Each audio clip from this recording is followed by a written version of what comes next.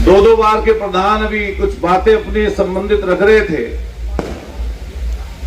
मैंने तो अपने 20 साल में ये देखा, अगर देश और दुनिया का, मैं दुनिया का इसलिए कह रहा हूं कि दूसरा चुनाव इससे मुकाबला नहीं कर सकता कोई। जो प्रधानी का चुनाव है इससे कठिन और जटिल मैं समझता हूं कोई दूसरा चुनाव नहीं है, ना हमारा, ना एमपी का, ना कोई हो। बहुत मुश्किल चुनाव है। सुबह के समय रास्ते में कहीं कूड़ा पड़ा मिल जाए, कह रहे ये प्रधान कुछ नहीं कर रहा। अगर कहीं पर किसी की पेंशन कट जाए तो कटवा दी। अगर किसी की पेंशन नहीं आई, क्या प्रधान की वजह से नहीं आई। और मैं समझता हूं गांव के स्तर पर कोई भी काम अगर चूक गया या रह गया तो आप पक्का समझिए प्रधान पर ब्लेम लगना लाजमी है। इन सब परिस्थितियों को जूझते हुए, इनका सामना करते हुए, जब ये देखते हैं कि अधिकार, जब 1973 के कानून की बात कर रहे थे हमारे साथी, तो मैं तो संविधान के लिए बाबा साहब की जो लाइन है वो पढ़ना चाहता हूं, बताना चाहता हूं। बाबा साहब ने जब पहली बैठक में संविधान के मार्फत जो बात कही, वो यही कही थी कि संविधान आ गया, लेकिन ये लागू करने वाले लोगों के ऊपर निर्भर रहेगा।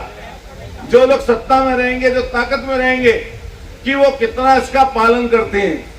अगर वो अच्छे लोग हैं तो संविधान के मार्फत लोगों को मदद मिलेगी, सहायता मिलेगी।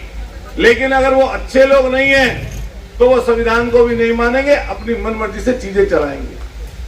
यहां सरकार, बिन सरकार सबके जुड़े हुए लोग बैठे हैं, लेकिन जितना पिछले 5-7 सालों में मैंने प्रधान जी लोगों का उत्पीड़न और उनकी व्यथा वो दिल से जानते होंगे, जितने प्रधान यहां पर बैठे हैं।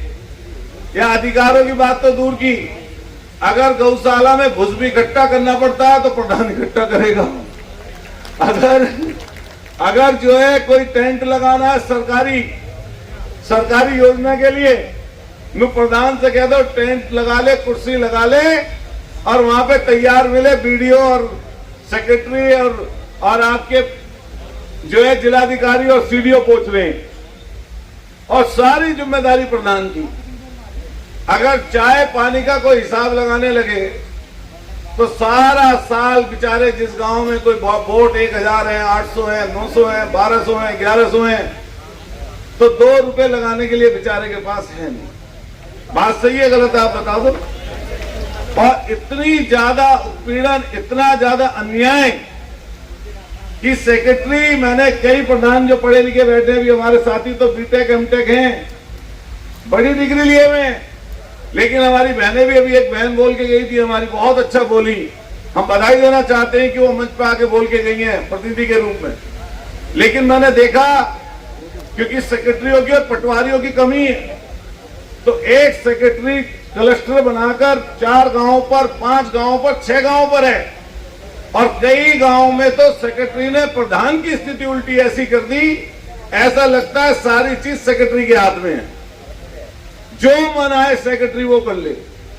और जो, अगर बुरा मत मानना, सब बैठे यहां पर, जितनी झूठी, सच्ची और ज्यादा परेशानी, दिक्कतें वो झेलनी प्रधान को है, सेक्रेटरी को नहीं झेलनी पड़ती। मैं कई बार बड़े अधिकारियों के बीच में गया, बात खत्म करूंगा थोड़ी देर में। कई बार जब बड़े अधिकारियों के पास हम बैठते हैं तो उनकी जो मैंने टेंडेंसी देखी, उनकी सोच देखी, वो चुने हुए व्यक्ति को दोयम दर्जे का मानते हैं। जैसे ही आप उसके पास पहुंचोगे तो उसका माथा देखना, आप जनप्रतिनिधि के वहां पर पहुंचते ही ऐसा हो जाएगा जैसे इसके घर में कोई मर गया हो।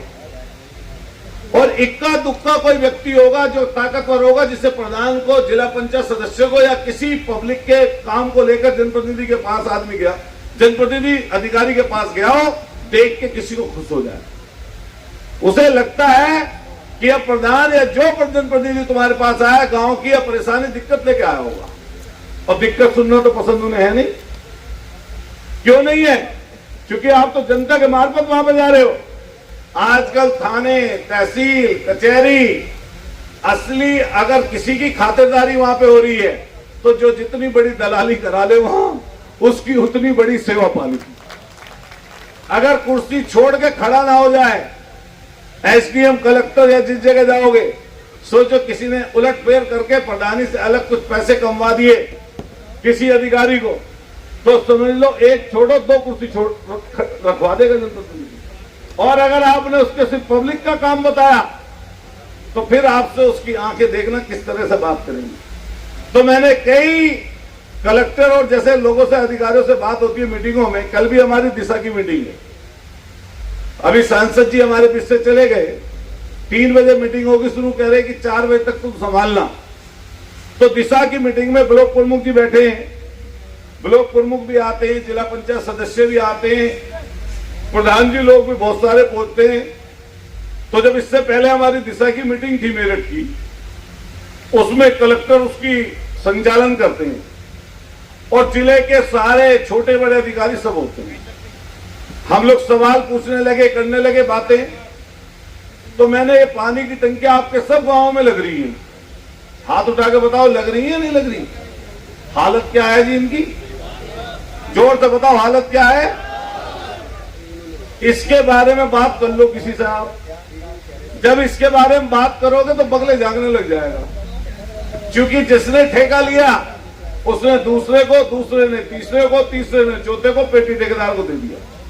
और ये ऐसा समझ लो कि कोई ताबूत या कोई किसी तरह की मूर्ति बना के खड़ी कर दी, या कोई किस तरह का जिंदा, मतलब जिंदा तो है लेकिन काम कुछ नहीं हो रहा उसका। और लोग रोज शिकायतें करते हैं। तो जैसे ही आप किसी अधिकारी के सामने बात करना शुरू करोगे तो उसको लगेगा भाई तेरी मुखालफत कर रहा है ये आदमी। पिछले दिनों 4 घंटे जब मीटिंग चलते हो गए दिशा की, तो सांसद जी हमारे बीजेपी के हैं मेरठ में, अरुण गोविल जी सज्जन आदमी है वैसे, तो उनको बहुत ज्यादा सामाजिक, पॉलिटिकल बहुत ज्यादा ना मेरठ की कोई नॉलेज है नहीं, जानकारी।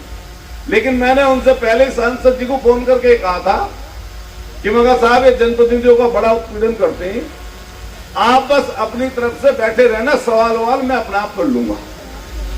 तो बात हमारी तय होकर गए हम। लेकिन जब 4 घंटे बीत गए तो सीढ़ी उठ के गई और महिला है और कान में जो है आपके सांसद जी से कहा कि अब बहुत देर हो गई, अब इसको खत्म करा। मैं समझ गया कि यही बात कही होगी और क्या बात कही उठकर। मैंने कहा देखो सांसद जी बात पूरी हो जाएगी। अब फिर और बात आगे बढ़ी, तो बुरा मत मानना, सरकार बिन सरकार, अब तो विपक्ष के पैनल है, सरकार वाले तो लोग अब आएंगे, उनका तो सेशन अब चलेगा, क्यों नहीं जी? अब तो विपक्ष वालों का था ना ये तो समय। हाँ तो मैं बोल सकता हूँ विपक्ष की बात। तो हमारे यहाँ के एक विधायक, एक एमएलसी जब बात करते हुए, सवाल पूछते हुए समय हो गया, उठ के चलने लगे। तो उन्होंने पूछा एकदम, कलेक्टर खड़े हुए कि भाई आप क्यों जा रहे हो? कह रहे साहब ये अतुल प्रधान पे ये सारा काम यही पूछेंगे तो हम तो जा रहे हैं। मैंने कहा यार तुम सरकार में हो भाई, तुम्हें इतना भी संतोष नहीं कि एक मीटिंग में विपक्ष का आदमी तुम्हारे हक और अधिकार की बात कर रहा है, तुम उन बातों को भी सुनना नहीं चाहते? खैर वो बैठाए। फिर कलेक्टर ने उठ के सांसद जी के कान में कहा कि अब घंटे हो गए 5, अब मीटिंग खत्म कर दो। तो सांसद जी की जो हमारी बात हुई थी वो अपनी बात से मुकर के 5 घंटे बाद उठ के चले गए। क्या मीटिंग अब समाप्त कर दो? मेरे बस की नहीं है। ये मीटिंगें करना ही नहीं चाहते। ये तो भाई अमरीश को मैं धन्यवाद करूंगा कि जनप्रतिनिधि के रूप में आप सब लोगों को इकट्ठा कर लिया। आप सब लोग यहाँ पर बैठे हैं, बेशक संख्या जितनी भी है, लेकिन कम से कम इन्होंने एक अलग तरीके की पहल की है। हम इनको साधुवाद और बधाई देना चाहते हैं। रही बात सदन में बोलने की, मैं पिछले 2022 से जब से सदन में हूं, वहां की सदन की स्थिति भी आप सब समझ लें। 25 करोड़ की आबादी का प्रदेश है, 403 एमएलए हैं और 403 एमएलए में वहां पर स्थिति एक है, सदन चलता है 3 दिन, शीतकालीन सत्र चलेगा 2 दिन, 3 दिन, 4 दिन, बजट सत्र चलेगा 7 दिन, 8 दिन। अब 403 एमएलए, 25 करोड़ की आबादी, 75 जिले, 1100 किलोमीटर की सीमा, हर जगह की अपनी अलग समस्या, आप बताओ, तो सदन में मौका ही नहीं मिलेगा बात करने का, तो सदन ही नहीं चलेगा, कोई बात अपनी क्या रख लेगा। बस 2 सिपाही गाड़ी में और जो अपना सैलरी मिल जाए वो। बताओ और क्या है, बताओ, सही बताओ। और आप जनप्रतिनिधि हो सब यहाँ पर, कोई लड़के कोई अपना अधिकार ले ले, नहीं तो आपसे पूछेंगे नहीं, चाहे आप पूरे के साल भर कलेक्टर और एसपी से मिलना मत, आपसे ये नहीं पूछेंगे तुम कहां हो। बताओ सही है बात, गलत है? ये हालत है इस समय। अभी पिछले दिनों एक कलेक्टर थे हमारे यहां, मैंने उनसे बात की कुछ, तो उनको लगा कि भाई मैं थोड़ा उनसे अलग तरीके से बात कर रहा हूं, तो बहस बढ़ गई। मोदी कॉन्टिनेंटल एक कंपनी है, उसके बच्चों को वीआरएस देके निकाल दिया उन्होंने। वहां पे धरना था, थोड़ा हंगामा हुआ, तो मैंने कलेक्टर साहब से कहा भाई अपने बड़े अधिकारियों किसी को भेज दो, कम से कम बात तो कर ले कंपनी से। वो नहीं हुआ, वहां हंगामा हुआ, तो कलेक्टर साहब ने मेरा 3-4 बार फोन नहीं उठाया। मैंने उनको एक मैसेज किया, मैंने कहा भाई जनप्रतिनिधि का ये अपमान है, जो आप पिछले 3 बार से मैं आपको कॉल कर रहा हूं, आप मेरी कॉल नहीं उठा रहे। आपको यकीन नहीं आएगा, सिर्फ एक मैसेज से 15 मिनट में 10 मिनट उसका फोन आ गया वापस।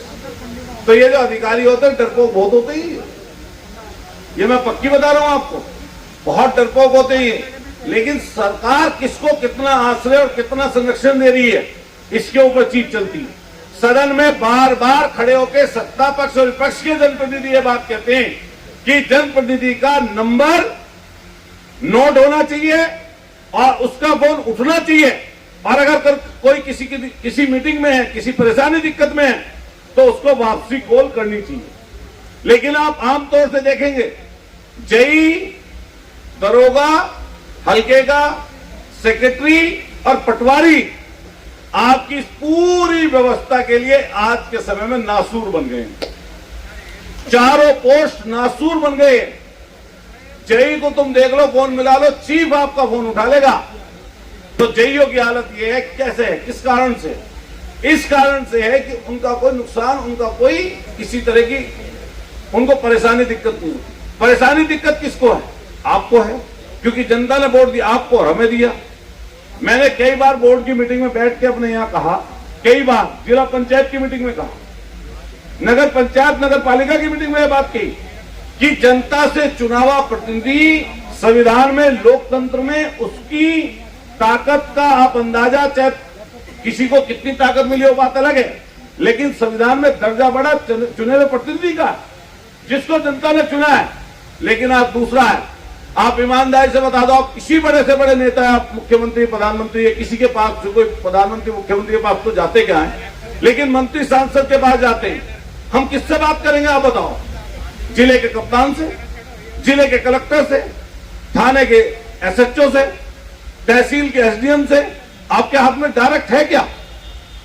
और ये पूरी ताकत धीरे धीरे सेंट्रलाइज हो गई है, पूरी पॉलिटिक्स ये ताकत छिनती जा रही है। मैं तो प्रधान जी लोगों से स्पेशली ये बात कह के जाऊंगा कि जो आपके संगठन है, कोशिश करिए उनमें भी आप मजबूती से अपने हक अधिकारों के लिए लड़ते रहिए। घूम फिरकर कोई भी किसी ओहदे पर, पद पर बैठा है, वो आखिरी व्यक्ति तक अगर कोई चीज पहुंचाना चाहता है तो वो गांव के माध्यम से ही होगी, किसी मोहल्ले के माध्यम से होगी। जो जनप्रतिनिधि लोकल का होगा उसी के माध्यम से चीजों का पता लगता है, या लोकल के लोगों से पता लगता है। मैं किसी पद और ओहदे पर बैठ जाऊं, लेकिन मेरी जो पृष्ठभूमि, जो मेरा दायरा है, और असल में हम लोगों को एक बात ध्यान रखनी चाहिए, मैं जो हर जगह बोलता हूं कि जो नेता जनता की दी हुई ताकत का इस्तेमाल अपने फायदे और मुफीद के लिए करता है, वो नेता अच्छा नहीं होता। नेता वो अच्छा होता है जो जनता की दी हुई ताकत का इस्तेमाल जनता के लिए करता है। भाई मुझे ताकत तो जनता ने दी, मुझे विधायक तो लोगों ने बनाया, और मैं उस ताकत का फायदा अपने व्यक्तिगत स्वार्थ के लिए, अपनी व्यक्तिगत चीजों के लिए करूं, ये राजनीतिक जो आज के समय में चल रही है बहुत खराब है। इसलिए मैंने अपना मन बनाया, कोशिश की कि जब भी कोई बात बोलने का नंबर आएगा किसी बड़े से बड़े व्यक्ति के, तो मैं पीछे नहीं हटूंगा। आप सब प्रधान जी लोग बैठे, अपनी बात समाप्त करते हुए कहना चाहता हूं कि लास्ट समय माननीय मुख्यमंत्री जी हमारे जिले में आए, वहां पर बोर्ड लगा हुआ था कि मंडलीय समीक्षा, और जनप्रतिनिधि, जितने भी जनप्रतिनिधि हैं उन सबको, विधायक, सांसद, एमएलसी, राज्यसभा के एमपी, सबको बुलाया गया। हम लोग वहां पर पहुंचे तो एसपी देहात हमारा खड़ा था वहां पर, उसने कहा जी वो आपका नाम सूची में नहीं है। मैंने कहा यार ये बोर्ड पे लिख रहा है जनप्रतिनिधि और तीर का निशान इधर की तरफ है एंट्री का, तो मैंने की जनप्रतिनिधि यार, मैं भी यार चुनाव ही हूं। कह लगे भाई साहब आपका नाम नहीं है। मैंने डीएम को फोन किया तो डीएम मुख्यमंत्री जी के पीछे पीछे प्लेट में था, भाई साहब वो उसके पीछे पीछे चल रहा हूं। मैंने की जनप्रतिनिधि बीजेपी की मीटिंग है क्या और किसी का भी है जनप्रतिनिधि? नहीं ऐसी बात नहीं, बात करता हूं। फिर मैंने एसएसपी से बात की, एसएसपी मुझसे कहने लगे कि साहब वो तो डीएम साहब बात कर लो। मैंने कि तुम और डीएम दोनों से बात करने का नहीं हो, मैं यहीं बैठा हूं, आप पता कर लेना। तो मैंने उसके जो गेट था उसके मुख्य गेट की एंट्री पर नीचे बैठ गया मैं, ऊर्जा भवन। जब मैं वहां नीचे बैठ गया तो आने लगे अधिकारी पूछने, पत्रकार आने लगे, कहने लगे मन की ये बताओ जो ये सामने वाले लोग हैं इन्हें इंसानों ने चुना है? हाँ। मैंने कि हमें इंसानों ने चुना है या नहीं चुना? भाई हमें भी तो इंसानों ने चुना है। तो मुख्यमंत्री आए हैं, ये अपनी विधानसभा की अगर अपने क्षेत्र की बात रखेंगे तो हम ना रखेंगे अपनी बात? आदरणीय नरेश टिकैत जी आपके बीच में आ रहे हैं, जोरदार ताली से इनका स्वागत करिए।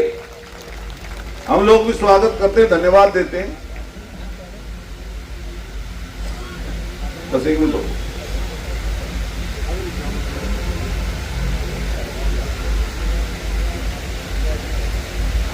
आइए।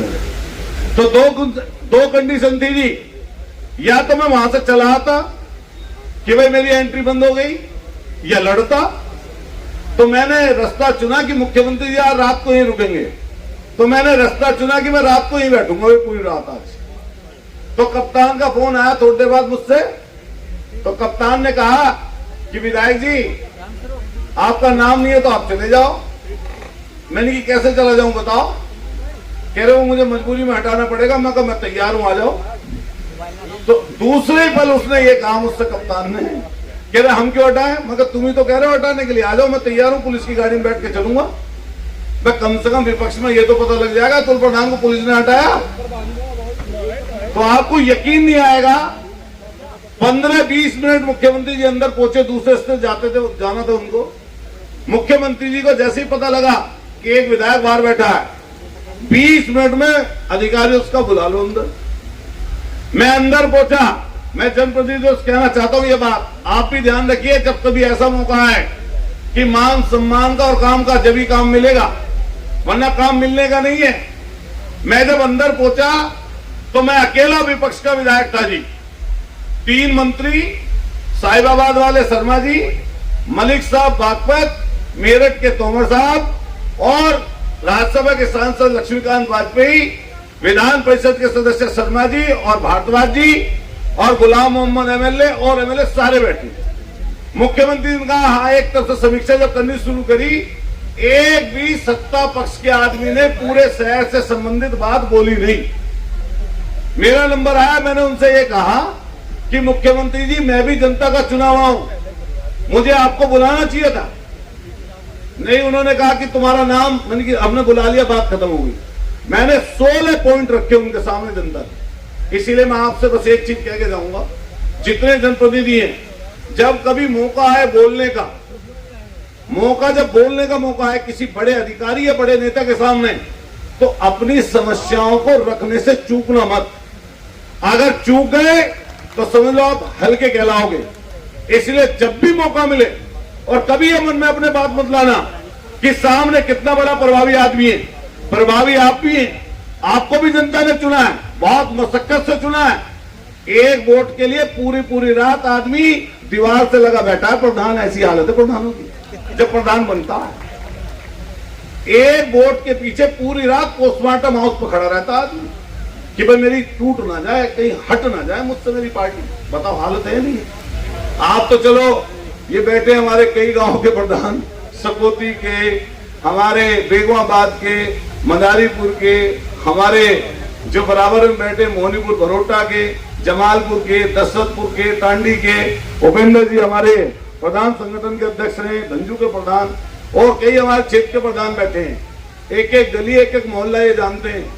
100-200 बार मैंने पैदल एक घर घूम रखा हुआ। तो ये सब लोगों से मैं कह के जाऊंगा कि जब बोलने का मौका मिले बड़े अधिकारी के सामने हाथ खड़ा करिए और अपनी जो समस्या कह दीजिए। जब आप मीटिंग में ये बात बोलेंगे तो जब अकेले में मिलने जाएंगे किसी अधिकारी से, उसके दिमाग में बात रहेगी है कि भाई बोलने वाला प्रधान है, जब आया है तो उसके काम सुन लो। बताओ नहीं सुनेगा क्या? वरना आपकी वैल्यू नहीं रखेगा। इसलिए आपको बहुत बहुत बधाई, विशेषकर हम लोग अमरीश जी को, इनकी पूरी टीम को, जिन्होंने सबने मिलकर ये प्रोग्राम सजाया है, संवारा है। बहुत सारी जगह आप लोग गए हैं और पहला प्रोग्राम है, तो कोई इसमें परेशानी दिक्कत की बात नहीं है कि संख्या कितनी आई, कम आई, ज्यादा आई। बहुत लोग आए हैं, कोई आप पॉलिटिक्स में नहीं हो, आपका जुड़ाव तो अपने काम की मार्फत लोगों से है। तो आप